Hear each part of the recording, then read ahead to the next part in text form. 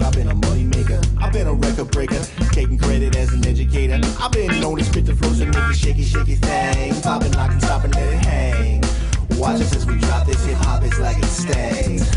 We make a whole room drop and everybody sing. We want the funk. We gotta have that funk. We kick it old school. We think we're so cool. We take it back to the past. We gonna act a fool. Up jumps the middle finger, make my... Hello, and welcome to Sports Buzz, the Fanatical View. I'm your host, Scott D. Lewis, here in studio doing a taped show once again, which may become the norm as we head into the crazy summer schedule. We're hoping to get in here and do as many tape shows as possible. We got a few dates for live, but mostly we will be unlive. We'll be live on Memorex. Is it live? We'll be down at the Western Field. We'll be down at where we've been recently, and we will be giving you as many shows as we can. But it is Thursday, June 19th, and we're here doing the show in the afternoon before our usual slot, 6 to 6:30.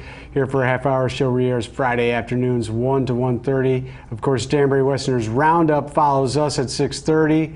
Plenty of good stuff to see there. We've got the celebrity breakfast coming up, and we've got the 20th anniversary footage coming up as well, which was this past weekend. There we see the Bob and Dave show. I thought it sounded good. I don't know that everybody in attendance thought the same thing. Well, we'll see what happens one night when I put it on. Would you put the whole thing on, the whole duet? Yeah. I'm looking forward to it. Hey, I've got access to that footage too during the summer schedule. Maybe Sports Buzz will do the whole Bob and Dave show. Hey, that'd be all right. I think Dave's in the studio right now, biting his fingernails, saying, "I hope they don't do it." Anyways, let's. Oh yeah, there was a background singer who was off key. Let's say hello to Bob Raw Jr.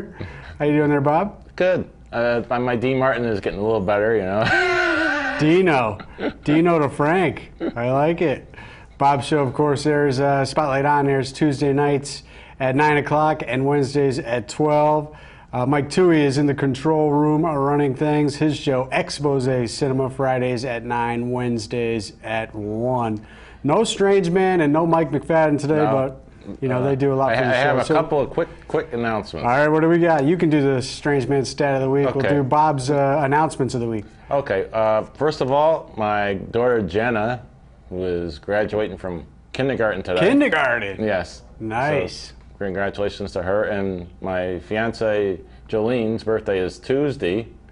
27 years young? A little more. She'll love you for that. Tuesday, yes. I saw her down at the 20th anniversary. She was helping out, as everybody was. That was a good event, great weather. We had one little problem down there when the ice cart got stuck. The ice cart. That was a good time. We decided not to film footage of that, but everybody had to chip in to get that thing out of the sinking soil. Westerners, after a nice ceremony where they brought back a whole bunch of old timers, people involved in the organization for their first 20 years. And also, it was pretty neat to see former Mayor Gene Eriquez down there as well, with everybody else involved. And then the Westerners got a nice walk-off win, 5-4, rallied down 1 run in the 8th. They tied it, and then they win it in the 9th. Jake Ring, who's batting .389, he got on base, and he came around to score the winning run Saturday night. So that was nice to get a 5-4 victory, and they needed it because they were on a 3-game losing streak after winning their home opener, or the home opener, first game of the year. So right now they sit at 3-6.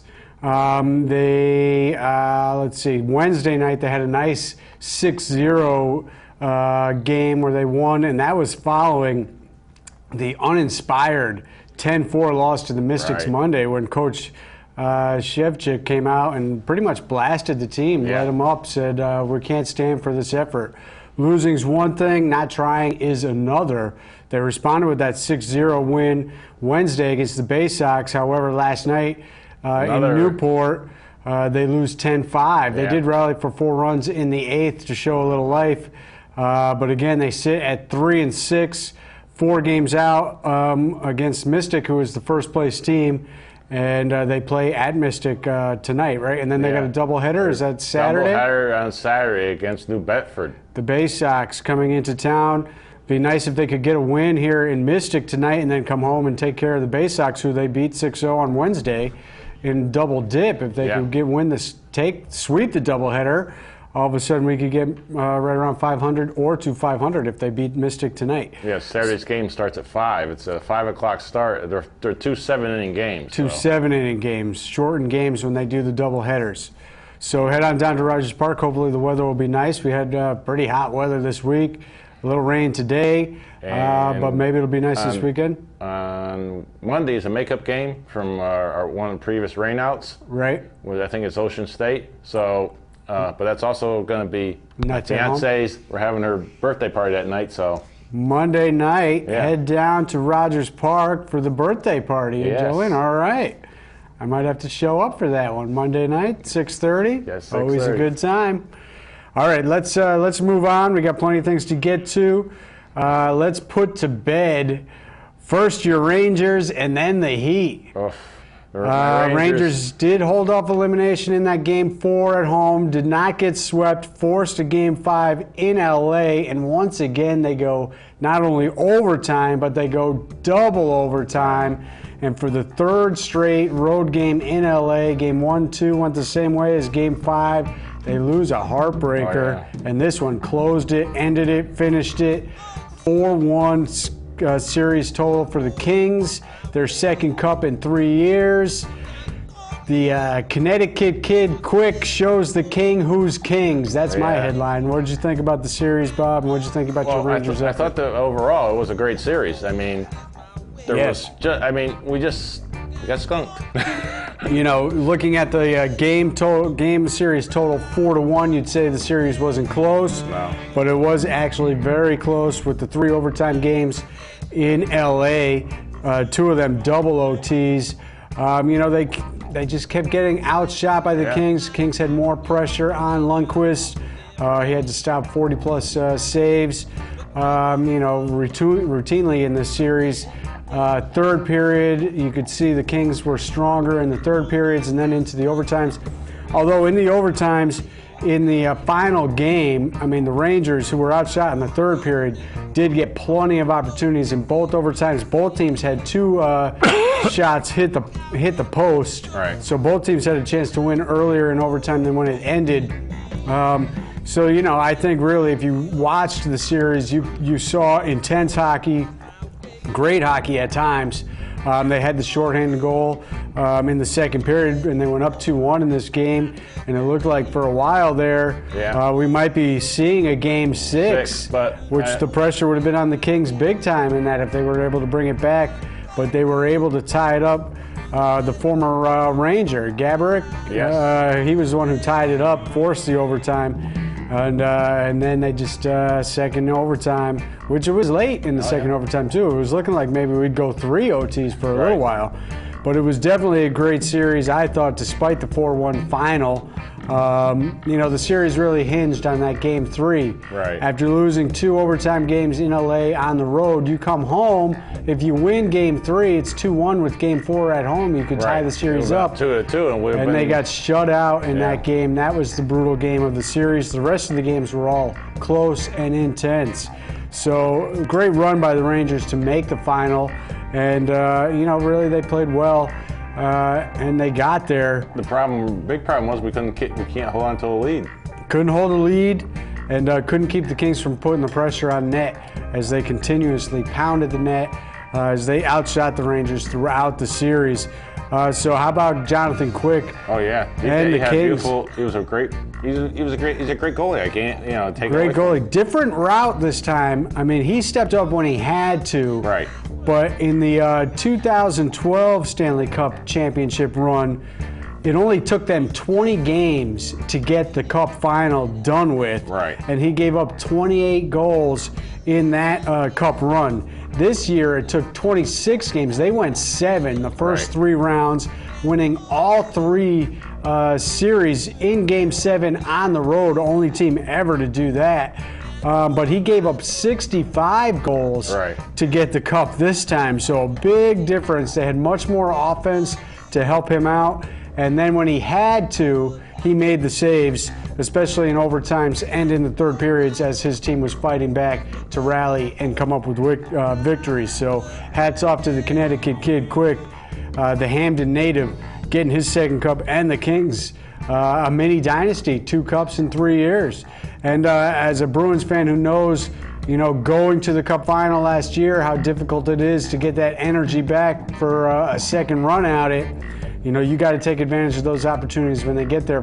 Fortunately for Bruins fans, we got one in 2011, so at least we can hang our hat on that, even though the disappointment of last year's run ending up coming up short. But then, energy-wise, the season is so long. There's only 3 months before the new season starts. And that means practice starts way before that. So when you make a run to the Cup Finals, energy coming back the following year is a tough thing to redraw, and eventually it might catch up to you. So we'll see what happens with the Rangers next year. But it was an exciting Stanley Cup playoffs, as it usually is. And do we really want to talk about basketball? We'll finish off at basketball real quick, much like the Spurs finished off the Miami Heat, the so-called championship caliber Miami Heat. I think we can all officially say what we've been saying for the past couple months, that we all know that in reality the Spurs won the championship last year. They just happened to give it away, blowing that 5-point lead in the last 28 seconds of Game 6, where their coach forgot what he was doing, forgot how to finish the series, and they missed a couple free throws, and the Heat got the miraculous buzzer-beating say hey Trader Ray three-pointer to force overtime and win that series in 7. The Spurs this year emphatically finish off the pathetic Bron and his the Pawn James and the pathetic Heat. They routed them 4-1, all 4 games, winning by more than 15-plus points. And here are your finals from the last 3 games. 104-87 in the championship Game 5 finisher in San Antonio. 107-86 in Miami Game 4. 111-92, a game where they scored 71 points at 76% shooting in the first half, both records for a finals game. In Miami, those games 3 and 4, crushing blowouts where they were up by 25 points or more in all of these games. After Miami took a 22-6 lead in Game 5, trying to force a Game 6, the Spurs responded with a 50-20 run that spanned the first, second, and third quarters, as they just annihilated, crushed the Heat, finishing off this series in 5 games. Nobody saw that coming at all. There would be no questions, no doubts about it, no late game blowing of leads. The Spurs had a mission, and they completed that mission in epic fashion. Unbelievable.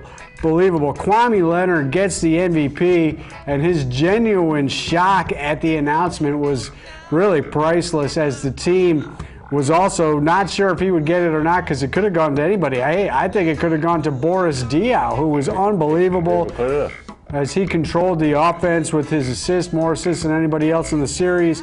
Of course, Duncan, Parker, Ginobili. Unbelievable series out of this guy. The throwdown dunk he had in the run of 50-20 in the lane was a thing of beauty as he went in the Wayback Machine.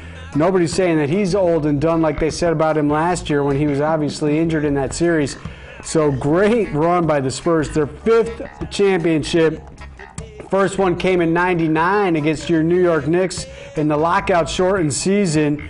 They backed that up with championships in 2003, 2005, and 2007 against the Cavs, by the way, when Bron Brown was in Cleveland as a young guy making a run. People forget, Cavs did go to the championship finals, and they swept them out. The Spurs did.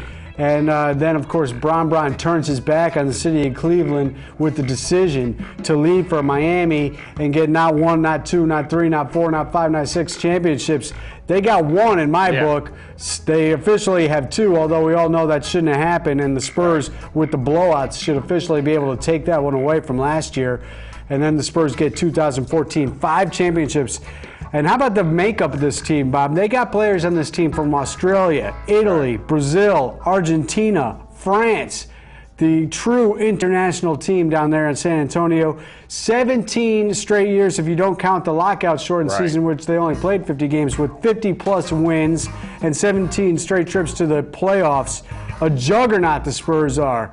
Great, great team. And really, I was quite pleased to see them finish it off so we can put the NBA to rest. We will see what happens. So is the Heat done, do you think? I think they're done. I think, I don't know. We'll see what the team looks like next year. You think Brian Brown become He can opt out and go to free agency. So can Wade. So can Bosh. I think Say Ray, the trader, is gone. We know Battier is retiring. Udonis Haslem, who couldn't even get off the bench. Hey, Eric Spoelstra, I don't know what he was thinking. Everybody was giving him props for being a coach that led his team to 2 championships. He got outclassed big time. He had no response, no answers in this series. James will go next. Who knows? Who knows with this guy? He, we know that he's got no loyalty at all. All he cares about is the money. Show me the money. Who knows where he'll go? But I think the Heat's run is officially over. The Spurs, I think they all come back and they make another run. Why not? Next year. I mean, they're just a great team. They're there every year, and they could really cement their dynasty status. All right, let's move on because we got to get to the World Cup. Let's quick do a little baseball talk. Again, this week we have sad news. Yeah, 3. Last week it was Don Zimmer we were talking about. This week we talk about Tony Gwynn and Bob Welch. Tony Gwynn, 54 years young, died of salivary gland cancer, direct effect of chewing tobacco at the age of 54. One of the all-time greats. I think of great hitters, in our era, really, of when we grow up. And Pete Rose, passed the torch over to guys like Tony Gwynn, Rod Carew, George Brett, players of that nature, Wade Boggs, even your guy Don Mattingly. Right. Pure hitters. Mr. Padre from 1982 to 2001 in one uniform and one uniform only, the San Diego Padres, 20 seasons, 8 batting titles, second most all time. 3,141 hits, 15 All-Star appearances, 7 Silver Sluggers, and also a great fielder, Bob, 5 Gold Gloves. And he was a Hall of Famer, first ballot, 2007. We saw that picture of him with Ted Williams at one of the All-Star games in Fenway. 2 great hitters, and they had a good connection. Actually, Ted Williams was a San Diego native. Right. So they were great hitters who loved to talk hitting. Many a good chat between those guys. Tony Gwynn, after retiring, went back to his alma mater, San Diego State, as manager. And he had a nice little career managing there. We had a few players from the Westerners that actually were from there. Yeah, a couple of San Diego Sticks. 20 years, Bob, he never hit below 309. Right. Unbelievable. And of course, the memorable, and really we wish we had a better finish to this memory, 1994, the strike shortened season. He was making a run for 400, batting .394 on August 11th when they cut the season short. So that was certainly disappointing. We'll never know if he could have matched Ted Williams, the last man ever to hit 400. He was there at .394. Could have got it done, possibly. So sad farewell to Tony Gwynn. And also Bob Welch, another not Hall of Famer, but a great career. He died this past week of a heart attack, age 57. Bob Welch had alcoholic issues throughout his life, so maybe complications led to his heart attack at the age of 57. We don't know. He was a great pitcher. Great pitcher with the Dodgers and the A's. You probably remember when he burst on the scene as a 21-year-old Dodgers. Legendary performance. Big strikeout he had of Reggie in that World Series. Reggie got his revenge later in the series against Bob Welch as the Yankees did win that World Series in '78. But he was back in the World Series with the A's. Right. The '89 Earthquake Series, he did not get to pitch. He was set to take the mound in Game 3. Earthquake came through, and he did not get to pitch that game, and then he reshuffled the lineups, and they went back to the top of the rotation, and he never did get to pitch in that World Series.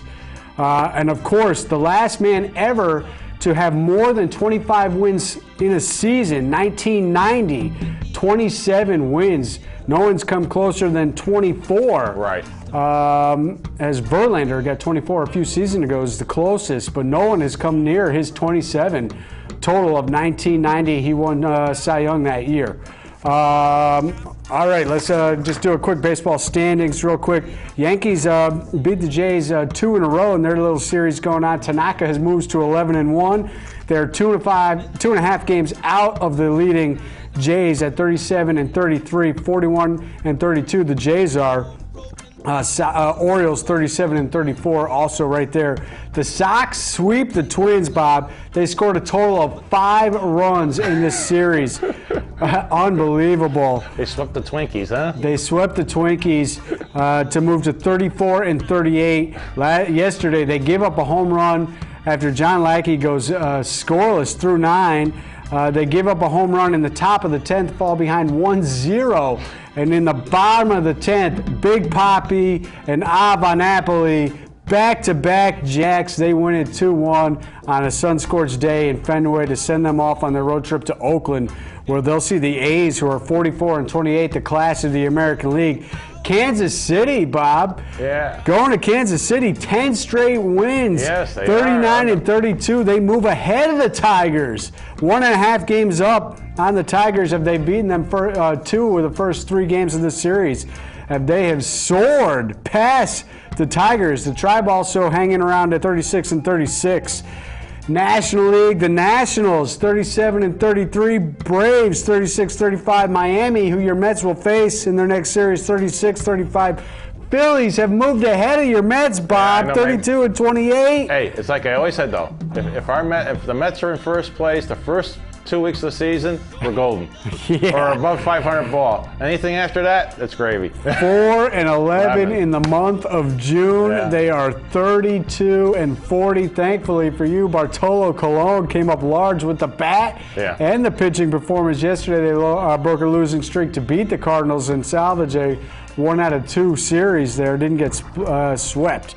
So 32-40, Bob. They need a nice little run. How about you get like 6 out of the next 10? You win maybe 8 out of the next 14. I think they have the talent there to be competitive, Bob. Come on. It just never happened. What is going on there? Ridiculous. Let's move away from baseball and get into World Cup. Thrilling game on Monday. USA versus Ghana getting their revenge. Ghana had defeated USA in the last 2 World Cups. Large crowds of people were gathering in all sorts of big cities throughout the USA watching this game. 34 seconds in, Clint Dempsey gets the second fastest goal in World Cup history as he breaks free, makes a tremendous scoring effort to go up 1-0 on Ghana. Then throughout the rest of the game, it is Ghana putting the pressure on the United States team and eventually scoring a goal with about at the 84th minute, I think it was, and they tied it up 1-1, and it felt like, we're going to have to settle for a draw. But no, it was the first time ever a substitute for the injured Jose Altidore right there. We see who is out in the next game. But Brooks comes in, and he gets the feed from another substitute, Zusi, on the corner kick at the 86th minute, gets the header to score the go-ahead goal, and they hold on against Ghana for the thrilling 2-1 victory in Group G, first game stage. And now they wait their second round game in the group stage against Portugal, who got crushed by Germany 4-0. I was watching this game, Bob. It was thrilling, to say the least. I have watched actually many of the games in the World Cup, and really the World Cup is off to a very exciting start. A lot of goals being scored of thrilling fashion. Most of the individual variety, I think I heard yesterday during one of the games, only 4 coming off headers on corner kicks, so it's not all set pieces. It's all in-game action. Good plays where lots of passes being connected, leading to goals. and a lot of comebacks. Only 2 draws so far, and only one of them a 0-0 one. So great action. The reign in Spain is over. Yeah. Spain officially eliminated as they get just crushed 5-1 by the Dutch, and they get backed that up by a 2-0 defeat to Chile yesterday. They are out. Brazil, unimpressive in their controversial opening round game against Croatia. And then the Mexican man of the match, Ochoa, shuts them out in a 0-0. Yes, there can be exciting 0-0 draws in World Cup action, and this one was it. As Ochoa comes up large, 6 thrilling saves against Brazil. Great game right there. So that Group A is up for grabs. Group D, my team, Viva la Italia, with the 2-1 win over England. Marchisio and Balotelli. Great game there. England looked quite good, but Wayne Rooney, again, no World Cup goals in his history. And this is his third go-round in the World Cup, and now they have to face Uruguay, who is upset by Costa Rica, and they're getting their striker Luis Suarez, one of the top players in the world, back. England is in big trouble, even though they looked good against England. Right. And Italy, of course, with the early lead, but Costa Rica looking pretty good as well. France looked great, I thought, in their Group E effort. Switzerland rallied as well. Argentina and Messi, one of the favorites, they need to play better, as they did not play that great against Bosnia, but Messi did come up with a thrilling individual goal late in that game. All right, let's move on. Golf real quick as we wrap it up. Martin Kaymer, first German ever to win the U.S. Open, and he did it in record-setting fashion. Back-to-back 65s to open round 1 and 1-2, the lowest first opening 2 rounds in U.S. Open history, and he ran away with it at -9, 8-shot, 8-stroke victory. No one was even close in the PGA, and he also, Kaymer had won the PGA 2010 championship, so now he has 2 majors, perhaps solidifying himself as the new man on the block, top player. Go USA. Yes. Big, huge game against Portugal on Sunday. Get out and get in your group. Look for the local places. I'm sure a lot of people will have that game on, your sports viewing pleasure places. I'm sure groups will be, and it'll be exciting. And we'll see what happens in their group, but they are in prime position right now to advance. A draw would do them well against Portugal, but Portugal is dealing with a suspended player. Of course, Cristiano Ronaldo, he played in the Germany match, but he is injured, and we don't know if he'll be able to play. We certainly know he's not at 100%. So good chance for USA to move even farther into possibly advancing out of the group stage. We are out of here. We'll see you next week. Enjoy all the World Cup action. And the Westerners. Go Westerners. All right.